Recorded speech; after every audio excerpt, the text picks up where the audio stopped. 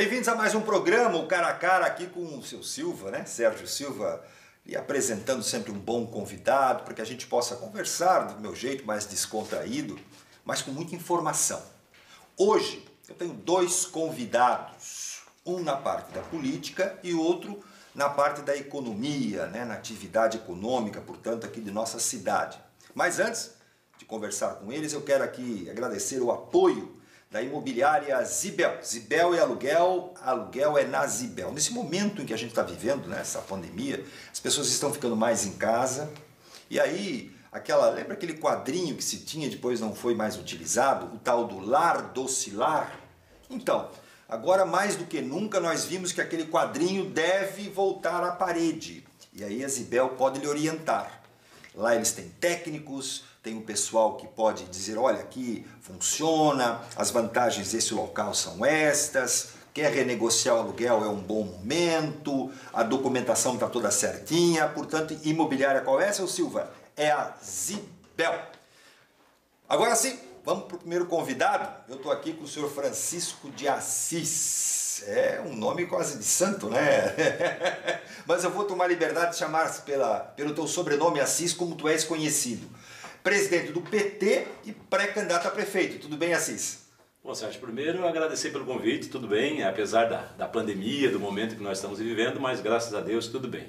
Na verdade, meu nome é Francisco de Assis Nunes. Meu sobrenome é Nunes, mas essa história do Assis, de ser conhecido como tal, é por conta do meu primeiro emprego de carteira assinada, que foi de cobrador de ônibus.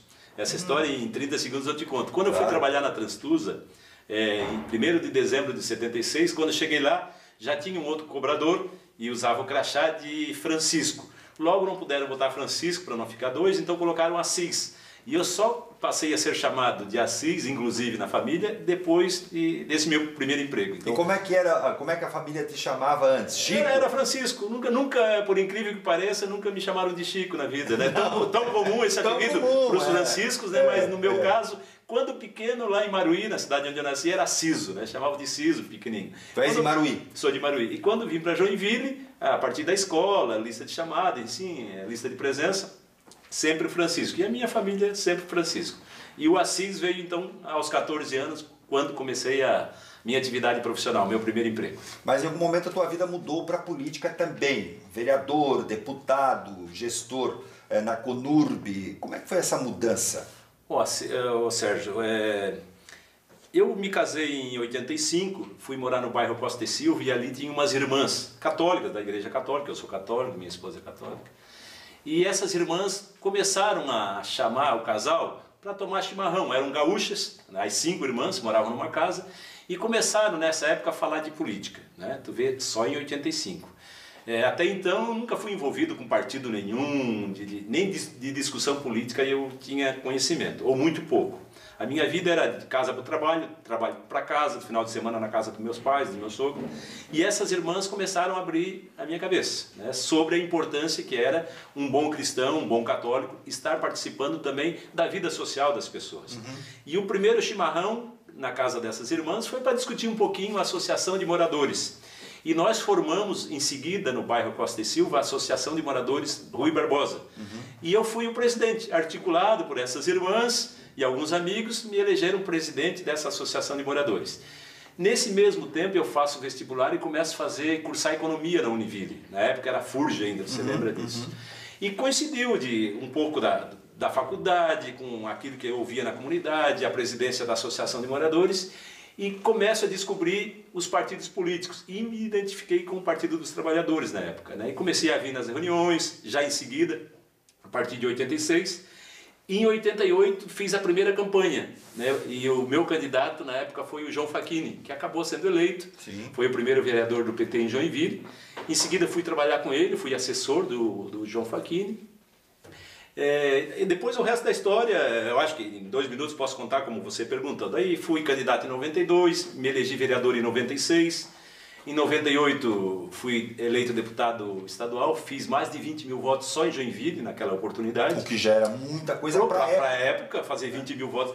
Tanto é hoje que significa quase 30 mil votos, se a gente pegar essa relação entre o número de eleitores da época com os eleitores eu fui um dos mais votados, inclusive, da época. Aliás, de Joinville, só chegou na minha frente o Nilson Gonçalves, que tinha toda uma estrutura de programa de rádio, televisão, enfim, que era difícil realmente. E enfim, 4 anos depois fui reeleito com mais de 30 mil, daí passou de 20 mil para 30 e poucos mil votos. E as últimas 2 eleições para deputado federal eu participei em seguida, que foram 2008 e 2012. Não tive sucesso, mas tive uma experiência curta. O deputado Pedro Kizai se afastou, né, por um período, e eu cheguei a assumir a Câmara Federal, fiquei lá por 4 meses, no ano de 2014, que foi algo muito positivo para mim, achei uma experiência muito legal. Muito bem. Além disso, fui presidente aqui da CONURB, no governo do Carlito, durante um período, e antes tinha sido secretário de turismo no município de Itapema, onde o prefeito lá era um amigo meu antigo, do PT, o Sabino Bussanello, e por conta também da minha formação, porque durante o meu mandato de deputado estadual eu fiz uma nova faculdade na área de gestão pública, né, na UNC, Universidade do Contestado, e isso me ajudou também nessa formação e no meu trabalho, no desenvolvimento desses trabalhos no executivo. E hoje, tu é pré-candidato pelo PT a prefeito e também acumula aí a função de presidente do partido. Mas as pessoas que estão nos acompanhando em casa devem estar se perguntando se o Carlito abandonou o PT, o Carlito será candidato a vereador. Como é que está a questão do Carlito, já que você está sendo apresentado, parece-me que de forma definitiva, né? Bom, Sérgio, definitivo só na convenção. Então, por enquanto, a gente está na condição de pré-candidato. Mas essa discussão do nome do PT e da própria presidência do partido começou o ano passado, onde o partido fez um trabalho muito bacana, que foi de unir todas as correntes internas do PT. Nós fomos eleitos praticamente por quase unanimidade, não foi porque teve um outro companheiro que também se colocou à disposição, mas a grande maioria, a imensa maioria do PT, naquele momento, decidiu pela nossa eleição para presidente. Em seguida, o PT daí fechou questão, né, todo o partido daí sem nenhuma divergência, com apoio total em relação ao nosso nome para a candidatura a prefeito. E o Carlito, nesse processo todo, tem dito o seguinte: ele não tem interesse de participar, mas ele quer estar à frente. E nesse de estar à frente, ele assumiu a coordenação política do GTE em Joinville. O GTE é o grupo de trabalho eleitoral que o PT tem. A preparação para preparar da os pré-candidatos, preparar campanha, plano de governo, uma série de questões, e o Carlito está à frente desse GTE. Assim como está ajudando também o Décio Lima, o nosso presidente estadual, e a direção eu posso estadual. dizer que ele é o teu coordenador de campanha? Nós não chegamos, mas nesse momento creio que sim, porque como ele coordena o GTE, automaticamente começa a coordenar todas essas tarefas, né, de buscar candidatos, de montar chapa, de articular com os outros partidos, de me ajudar, e ele tem feito isso com uma vontade extraordinária. O Carlito não tem se cansado, o tempo todo está em contato com a gente, mesmo nesse período agora da pandemia, tirou uns dias de descanso junto com a mãe dele, que mora lá em Porto União, porque eu acho que uma senhora já de mais de 80 anos, ele também tem que dar atenção para a mãe. Fora isso, ele está presente. Nesses momentos agora, a gente tem feito reuniões via internet. Eu acho que é a maneira mais segura de a gente se encontrar. Mas, com certeza, o Carlito está super afim, está animado de participar desse processo, mesmo na retaguarda, ajudando. Até com a experiência que ele tem, né? Vocês foram deputados juntos, ele acabou sendo prefeito, vereador. Então, o Carlito tem uma longa trajetória, uma bela trajetória, e só tem a somar nesse processo. Assis, o PT em Joinville sofreu um desgaste muito grande, a ponto de, na última eleição, nenhum vereador ser eleito, não é? E com isso, o cenário nacional foi trazido para a eleição municipal, houve uma discussão envolvendo também a política nacional, e claro que vocês foram atingidos duramente, né? Dá para levantar o PT aqui em Joinville, Assis, a ponto de pensarem, olha, realmente nós vamos poder disputar para chegar, ou vocês estão, desculpe a sinceridade, né, marcando ponto, né? Estão apenas colocando, olha, nós vamos disputar para fazer vereador. Não, Sérgio, a criminalização da política, a discussão dos partidos políticos, eu acho que o PT e todos os partidos, de certa forma, foram atingidos. Porque existe uma aversão à política, esse é o sentimento que a gente tem. Quando a população decide escolher Bolsonaro, isso não era fazer política. O que era o PSL naquele momento?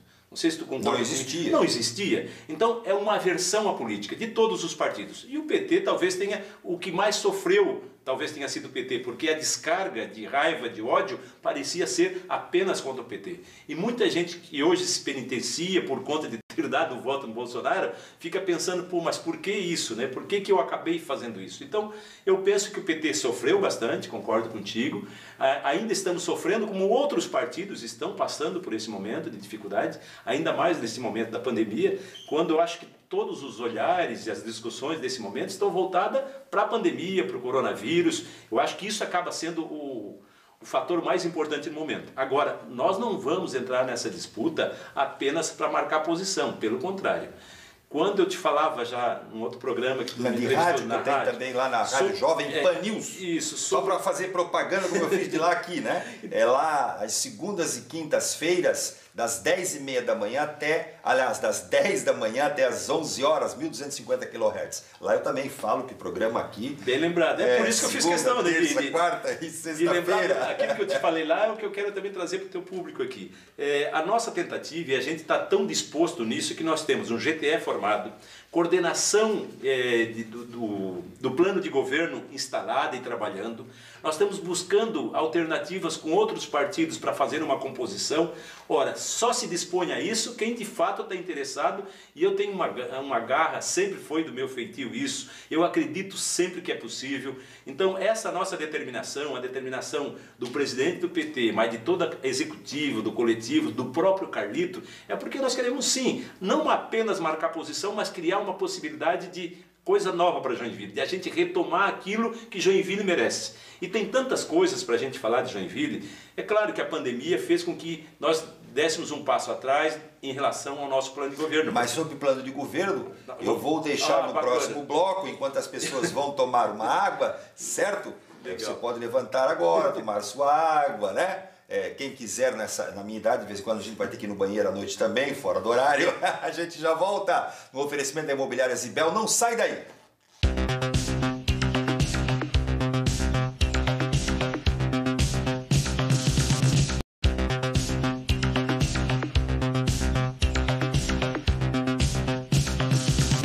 Já estamos de volta aqui com o nosso programa Cara a Cara com Sérgio Silva, no oferecimento da Imobiliária Zibel, Zibel Aluguel, Aluguel na Zibel. Tu estava me dizendo aqui no bloco, no intervalo, que tu tens um amigo lá na Zibel. Cara, eu quero mandar um abraço pro Paulo, Sérgio. O Paulo é o comandante da Zibel lá, né? E um amigo de longa data, já fizemos negócios, já aluguei casa com ele, então um grande abraço pro Paulo aí. E o reconhecimento meu da imobiliária, né, pela forma como eles fazem o trabalho, muito sério em Joinville, então... Parabéns a você por ter esse apoio deles aqui, eu acho muito bacana. O Rui tem uma relação conosco já. Eu tenho uma relação com o Rui também. E um detalhe, né? Os dois são apolíticos. De vez em quando falam, olha, Sérgio, e o que eu levo mais informação para eles do que eles me trazem informação. São meus amigos também. Vamos continuar aqui a conversa. No bloco anterior, nós fazíamos uma pré-avaliação, né, do cenário que o PT aqui em Joinville está vivendo, mas ainda com reflexos evidentes do PT a nível nacional.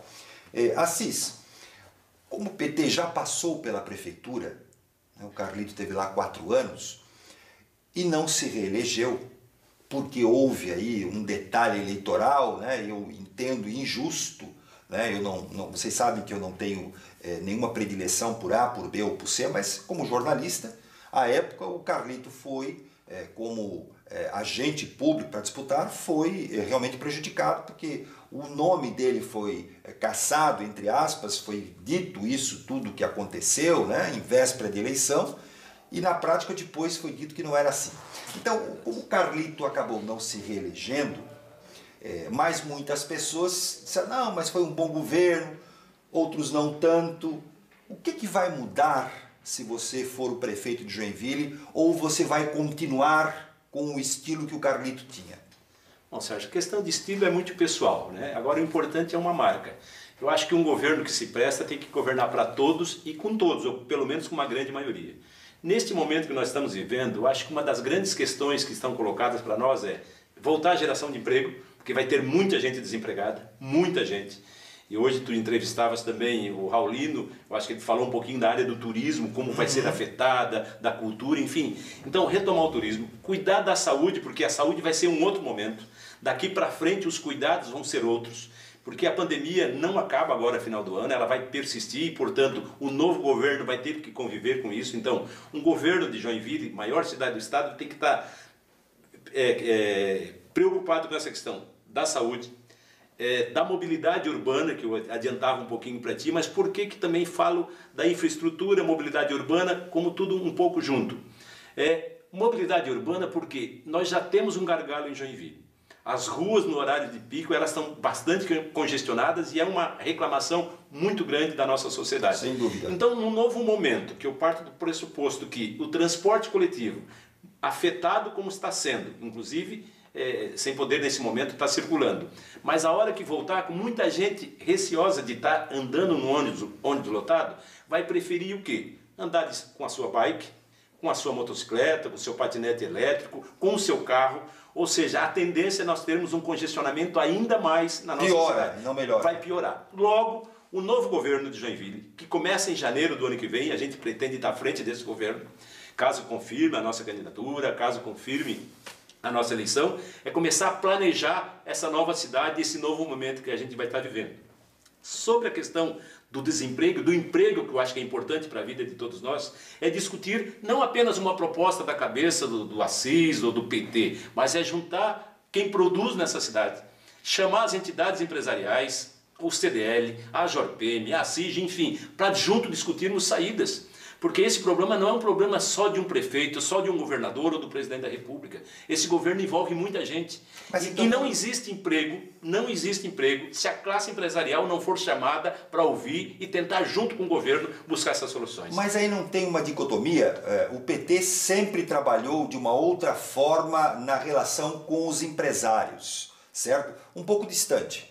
É um partido estatizante, não é um partido que busca a parceria para liberar, né? O Carlito fez a Expoville. Eu ia te falar agora, um exemplo disso. Mas, mesmo assim, o PT sempre foi muito mais voltado a essa questão do socialismo e, portanto, o Estado tem um papel muito importante. Então não fica aí uma coisa meio estranha de você chamar os empresários que representam o poder econômico? Eu falo principalmente da CIG. A CIG nunca gostou do PT e o PT nunca gostou da CIG. Ô Sérgio, nesse momento acho que não se leva em consideração gostar ou não gostar. Gostar dos meus olhos ou da cor do vermelho da nossa bandeira. Eu acho que não é essa a questão. Quando eu falo que é importante juntar todas as forças por conta do emprego que precisa ser retomado na cidade, quem for contra uma administração, seja ela de qual partido for, está sendo contra a geração de emprego, contra a vida, contra a saúde das pessoas, contra uma série de questões. E quando tu está aberto para esse diálogo, é porque tu tem de fato o interesse e a vontade de praticar isso que tu está falando. E como esse teu programa vai ficar gravado para a história, muita gente pode guardar isso. E o que eu falo é do meu sentimento. Como tu falavas há pouco, do cada um do seu jeito, esse é o meu jeito. Eu não estou sendo contra os princípios do meu partido, pelo contrário. Eu quero as pessoas com saúde, com emprego, gerando isso. E uma administração pública sozinha não vai dar conta. Não tem como. Não tem como o governo de Joinville dar conta de todas as demandas, por melhor que seja. Então, quando tu aponta a saúde como uma área estratégica, que tem que cuidar do teu povo, melhorando a qualidade da saúde no teu município, quando tu aponta que tu tem que melhorar a ciclovia e a forma disso girar em Joinville, da mobilidade urbana, da infraestrutura, é porque tem coisas, tem desafios que pertencem no âmbito local. Tem outras questões, como a geração de emprego, o município por si só não consegue dar conta. Se tu não chamar essas entidades para conversar e discutir junto um projeto para esse momento da pandemia que a gente vive, tu não vai conseguir sair disso. E hoje, eu não vi toda a entrevista que tu fizeste com o Raulino, mas com certeza ele deve ter te colocado a dificuldade que este setor especialmente vai ter daqui para frente. Todos. Como é que as pessoas vão dar de ônibus? Como é que vão viajar? Como é que as pessoas vão vir para Joinville, ocupar os nossos hotéis, ir nos nossos restaurantes? Você falou da questão do ônibus, né? Nós estamos agora discutindo justamente nesse momento o retorno do ônibus urbano, né? Transporte coletivo. O transporte coletivo. Aqui é a Transluz de Gideon, também temos em outros municípios como São Francisco, Jaraguá do Sul, enfim, tudo paralisado. Se você fosse governador de Santa Catarina. Porque agora quem está mandando é o bombeiro Moisés, que tem mangueira sem água, né? Envolvido em escândalos atrás de escândalos, enfim. Mas se você fosse o governador de Santa Catarina, você nesse momento estaria liberando os ônibus, o transporte coletivo aqui no estado, ou você acha que não é o momento? Quero separar em duas coisas. Primeiro, o governador tem esse poder, através de um decreto, sim, proibir. Aliás, já fez e está pensando em reabrir agora. Mas também tem a questão dos prefeitos, que quando a prefeitura entender que no seu município não deva reabrir esse tipo de serviço, o prefeito também tem esse poder. Me parece que o prefeito de Florianópolis, inclusive, está fazendo essa opção. Não quer abrir, não quer retornar o serviço. Enquanto governador não abriria, porque uma das questões que faz com que o nosso estado ainda não esteja de forma tão alarmante e que nós ainda tenhamos, nesse momento, leitos de UTI para atender os doentes, é justamente o fato de nós termos proibido o transporte coletivo. Porque um dos meios que mais contamina, e isso não sou eu que estou falando, mas ouvindo os especialistas, as pessoas que estudam isso, diz que o transporte coletivo e sala de aula são dois locais que mais podem contaminar. Ora, se o nosso estado proibiu isso e nós conseguimos manter um nível de pessoas, uma contenção e menos pessoas internadas e menos pessoas mortas, são mais de 70 hoje no estado, mas mesmo assim, considerando a média nacional, nós estamos ainda relativamente bem, graças a essas medidas que foram tomadas lá atrás. Reabrir agora eu acho um risco muito grande. Vou fazer com certeza não reabriria nunca. Aqui em Joinville, se você fosse prefeito, deixa como está parado. Deixa mais tempo. Joinville já tem 10 mortes. O tempo, eu penso assim, a hora que começar esta curva que todo mundo fala a declinar, que menos pessoas venham morrer diariamente, que menos contágio esteja acontecendo diariamente, eu acho que esse é o momento de começar a pensar. Joinville já está vivendo isso, né? Não, no máximo 10 mortos. Não, agora... Mas é a cidade que mais tem mortos, é Joinville. Mas porque nós temos uma população também proporcional, sim, a maior sim, não todas, é proporcional, né? Claro, esse número não é proporcional. E as pessoas que faleceram, todas elas de grupo de risco, né? 92 anos, 84 anos. Mas aí que tem, Sérgio, mas me permite interromper, mas justamente por conta dessas medidas, e eu me empolgo com isso, porque eu fico em casa às vezes, mas como é que alguém não enxerga isso? É por causa dessas medidas, nós não temos transporte coletivo há quantos dias em Joinville? Nós estamos com mais de 50 dias sem transporte. Então, isso tudo tem ajudado para que a gente possa falar, opa, Joinville só tem 10, apesar de ser a maior cidade do estado, por conta dessas medidas. Mas Curitiba nunca parou o transporte coletivo, e também a nível de capital nacional, é uma das que tem um menor... O Sul, na verdade, se a gente pegar os 3 estados do Sul... Mas eu vou me reportar aqui a Curitiba, que está bem próximo, né? Curitiba não parou o transporte coletivo, a economia de Curitiba continuou numa certa Mas se tivesse parado, teria menos mortes ainda, menos infectados. Esse aspecto que é importante a gente estar discutindo. Se a gente levar sempre em consideração, mas tal lugar... Mas se não tivesse feito nada, esse número seria maior, e só tem esse número por conta das ações que foram feitas. Joinville não é diferente.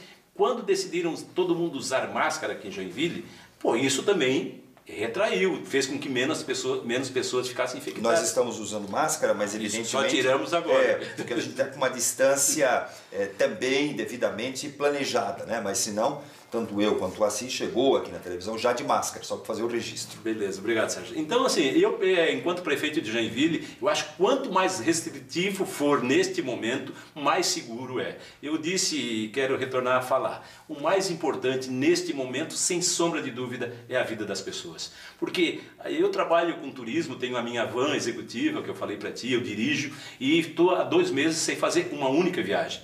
Mas tudo isso vai passar lá na frente, então eu quero estar vivo para poder dirigir de novo.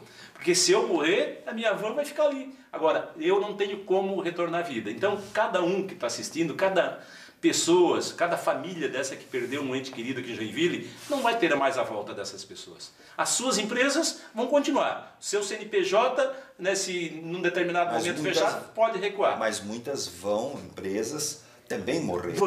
Mas... E aí é claro que também nós vamos ter um impacto social tremendo. Por isso que eu te falei, nessa retomada precisa envolver todos os setores, né? O setor público e o privado juntos. Se não fizer isso, Sérgio, a gente não vai conseguir de fato retomar esses empregos. Então, quando falo E se eleito for chamar essa classe empresarial, setor comercial, para discutir alternativas para Joinville, é porque é necessário. Muito porque bem. é necessário. Assis, nosso tempo esgotou, foi rápido a conversa, foi meia hora, passou rápido, né? Mas eu quero agradecer a sua presença aqui no programa, né? E vamos voltar a conversar, porque nesta série, hoje, estou entrevistando todos os pré-candidatos a prefeito e ali na frente, claro, que os nossos candidatos a prefeito, com entrevistas, com debates, tudo isso, o tempo virá. Até porque eu acredito que a eleição vai acontecer este ano. E ainda acho que será em novembro, não em outubro, mas em novembro. A gente vai continuar o programa, mas eu me despeço aqui de ti, Assis. Muito obrigado. Obrigado, Sérgio, e sucesso aí. Ok, a gente já volta depois de um breve intervalo com outro convidado. Não saia daí.